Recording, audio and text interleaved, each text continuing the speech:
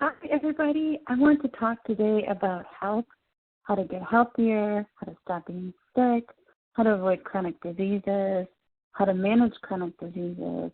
It's all about the food. You know, in this day and age, the number one reason for a prayer request is for better health. And I think that's crazy.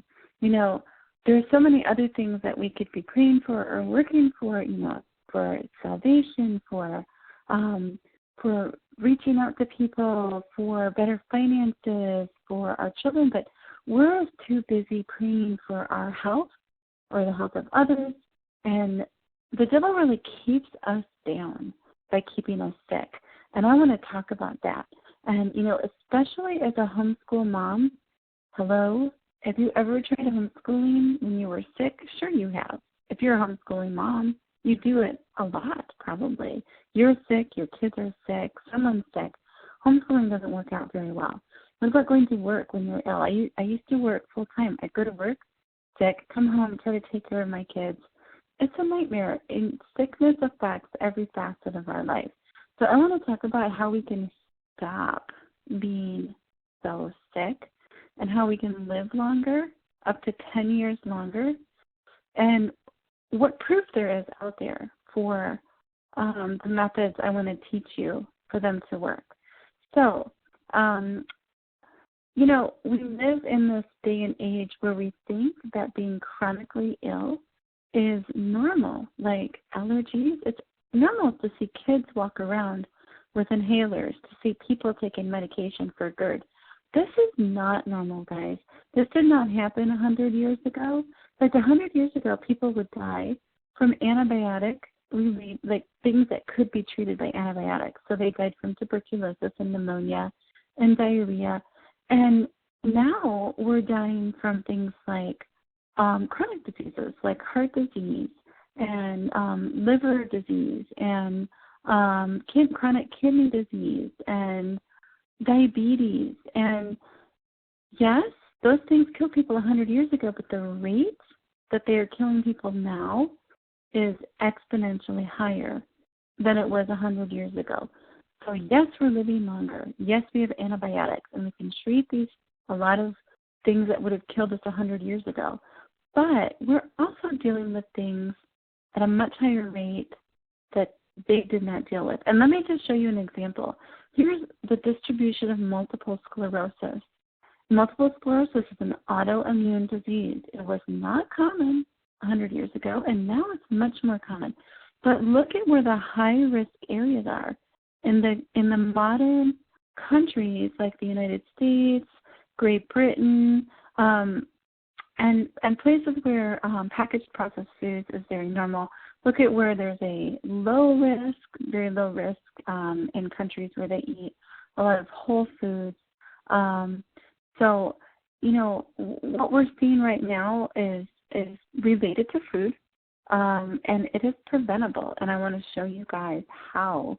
And I want to give you guys some proof, because the question is, there's so much information out there about, should you eat butter? Should you not eat butter? Should you eat like a caveman? Should you eat vegan? What should you do? And the question is, where's the proof for any of this, any way that we should eat? And I want to show you guys that there actually is proof out there on how to eat better, how to live longer.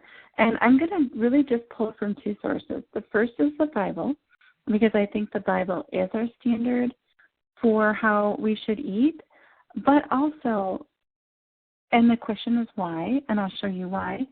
But also, we have cultures in this country, in this world, called Blue Zone cultures, and the people in these cultures, they are healthy, they live longer than anywhere else, and they tend to be very vibrantly healthy people. So they have low rates of heart disease, low rates of cancer, low rates of kidney disease, diabetes, but they may be 102 years old and they're still fishing and farming. And so let's look at what those people eat. And these are called the blue zones, and they've been identified. Loma Linda, California, Nicoya in Costa Rica, Sardinia in Italy, Icaria in Greece, and Okinawa in Japan. So let's look at what they eat, and I'm going to show you also how what they eat mimics really closely what the Bible says to eat. And I think that's important to know. So I'm not going to go through all this in a video. I think that I may break it down into sections and do videos in the future. But for right now, I have this information in a document. It's a short document. It's only 13 pages. And so go down to the About section and click the link and open up the document and take a few minutes to look and see, how to become healthier. I really want this information out there for you guys. I really, I've done a lot of research, and my heart is that homeschooling families and just families in general, they get healthier, and we serve the Lord with health and vibrancy. And I need to be inspired every single day to eat healthier. I really do. And so I hope that this inspires you guys to eat healthier too. So click the link and open the document. And I'll show you the document real quick. And this is something I wrote up. And first it talks about exactly what the Bible says to eat. And then it talks about what these blue zone people eat, and there's links all through it. So you can click the links and do your own research. And it talks about two huge, unfortunate ideologies that we have succumbed to in our culture. And then it gives you some ideas for adding these foods into your diet. So how to eat more beans, how to cook them, how to make them part of your day, recipe, how to eat more grains, the lies that we have been told about what whole grain is. Guys, we have been told lies. You need to know that.